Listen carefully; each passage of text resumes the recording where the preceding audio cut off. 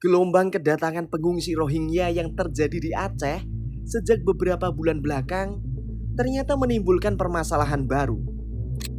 Publik yang awalnya terbuka dan simpati dengan kisah sedih pengungsi Rohingya justru dibuat geram dan antipati oleh tingkah laku para pengungsi yang dianggap kelewat batas dan tak tahu berterima kasih. Awalnya dicintai tapi kini dibenci. Lalu apa saja sisi gelap pengungsi Rohingya hingga membuat warga Aceh yang tadinya bersahabat kini malah menolak kedatangan mereka? Berikut 7 tingkah laku para pengungsi Rohingya yang buat banyak negara enggan menampungnya. Simak videonya. Namun sebelum ke videonya, mari klik subscribe-nya dan nyalakan notifikasinya. 1. Penyalahgunaan narkoba. Sejak kedatangan Rohingya ke Aceh pada 2015, mereka ternyata sudah membuat ulah. Pada Agustus 2015, 4 pengungsi Rohingya yang ditampung di kamp pengungsian Bayen, Kabupaten Aceh Timur dibekuk petugas Satpol PP karena kedapatan mengisap zat narkotika jenis ganja. Mereka adalah Muhammad Araf bin Monid Ahmad, 18 tahun, Muhammad bin Kaluseh, 32 tahun, Muhammad Syukur bin Muhammad Sofik, 24 tahun, dan Muhammad Ayub bin Ismail Surib, 22 tahun. Sebagai barang bukti, petugas menemukan 1 paket ganja yang dibungkus kertas koran seberat 2 gram dan 1 batang puntungan rokok berisi ganja. Akibat perbuatan tersebut, mereka disangkakan pasal 111, 127 KUHP pidana dengan ancaman 4 tahun kurungan penjara. 2. Buang bantuan makanan. Kejadian ini terjadi pada subuh 16 November 2023. Saat itu 249 pengungsi Rohingya tiba di desa Pulau Pinang, Menasah 2, Biren, Aceh. Warga sekitar yang tahu dengan kelakuan Rohingya sebelumnya langsung ke lokasi dan meminta agar pengungsi tidak singgah dan bermukim di desa tersebut. Penolakan itu juga tak terkesan keras karena warga setempat memberi bantuan berupa mie instan, nasi bungkus dan air mineral sebelum para pengungsi pergi. Namun alih-alih menghargai, para pengungsi Rohingya justru membuang bantuan tersebut ke laut. Hal yang sungguh miris. Di saat banyak orang Indonesia di luar sana yang bekerja keras untuk mendapatkan sesuap nasi, para pengungsi yang diberi bantuan secara cuma-cuma justru membuangnya begitu saja. 3. Ruda paksa anak di bawah umur. Jauh sebelum viralnya kasus penolakan etnis Rohingya, pada Juli 2023, seorang pengungsi Rohingya berinisial RU memperkosa anak di bawah umur sesama pengungsi di bilik tempat tinggal sang korban di kamp penampungan sementara Padang Tiji, PD Aceh. Dalam melakukan aksi bejatnya, RU menggunakan sebilah pisau yang membuat korban tak berdaya dan rela melayani nafsu buas RU. Kasus ini terkuak usai orang tua korban melapor ke polisi, di mana menurut Kasat Reskrim Polres PD, Ibtu Rangga Setiadi, saat pemeriksaan pelaku RU mengakui perbuatannya.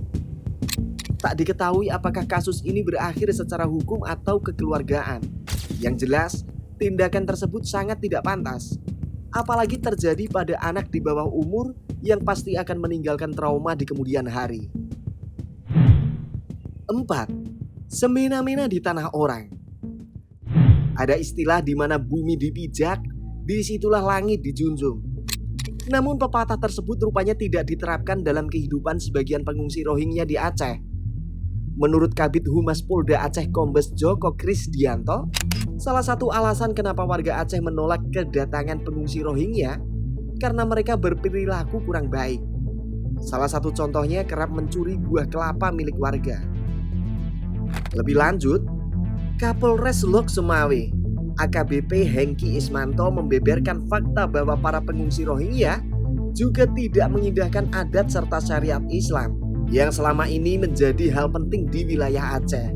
Contoh nyatanya, pengungsi Rohingya yang berada di penampungan disatukan tanpa memandang gender.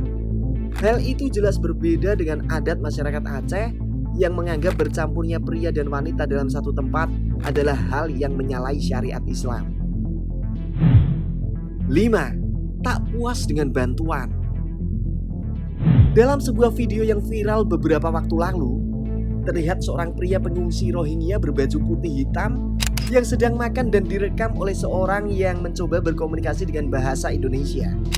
Lalu pengungsi Rohingya itu memperlihatkan gestur seolah-olah menunjukkan porsi makanan yang diberikan tidak cukup untuknya. Setali 3 uang, sang perekam video berusaha menanyakan hal yang sama dengan pengungsi sebelahnya yang berbaju biru tua. Jawaban yang diberikan pun juga sama, yaitu porsi nasi yang diberikan terlalu sedikit. Alhasil, banyak netizen yang mencak-mencak meluapkan kekesalan mereka. Kebanyakan dari mereka heran kepada pengungsi yang sudah dibantu, namun masih mengeluh karena bantuan yang diberikan tak sesuai dengan harapan mereka. 6. Merusak rusun Sidoarjo. Selain di Aceh, pengungsi Rohingya juga ditempatkan di Pulau Jawa. Tepatnya, mereka dipersilahkan tinggal di rumah susun di Sidoarjo secara gratis oleh pemerintah. Bahkan, mereka juga mendapat fasilitas listrik dan air bersih gratis, serta menerima uang bulanan 1,2 juta rupiah per kepala dari UNHCR. Namun beberapa waktu lalu beredar video yang memperlihatkan kondisi rusun Rohingya yang porak-poranda akibat ulah pengungsi Rohingya itu sendiri. Tampak kaca di setiap kamar dan pot bunga di lantai 1 hancur tak karuan. Usut punya usut, aksi barbar pengungsi Rohingya dilakukan hanya karena listrik padam selama 24 jam akibat kebakaran gudang PT Lazada yang terjadi pada Jumat 8 Desember 2023. Sungguh sangat disayangkan. Padahal pemerintah Indonesia dan Presiden Jokowi sudah memberi tempat tinggal yang layak. Namun hanya karena masalah sepele, mereka nekat merusak fasilitas umum. 7. Kabur dari penampungan. 21 Maret 2023, sebanyak 12 pengungsi Rohingya yang kabur dari kamp penampungan Ladong, Kecamatan Masjid Raya, Kabupaten Aceh Besar, berhasil ditemukan pihak kepolisian di kawasan Lambaro, Aceh Besar pada malam harinya.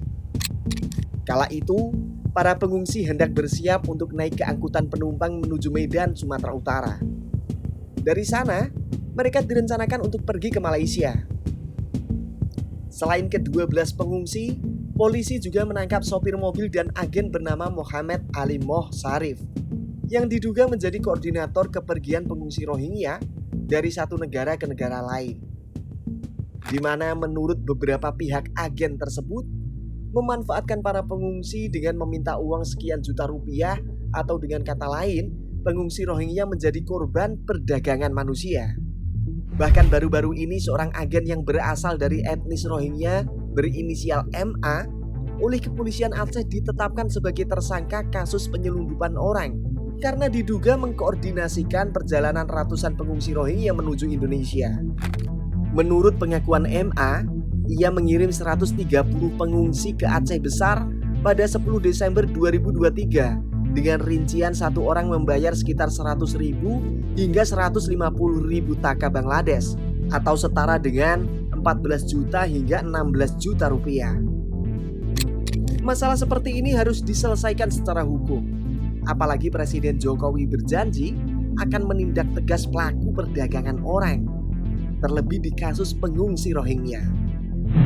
Terlepas dari itu semua, banyak pihak yang merasa UNHCR sebagai organisasi yang menghandle pengungsi dunia lamban dalam mengurus gelombang pengungsi Rohingya ke Indonesia beberapa bulan ini.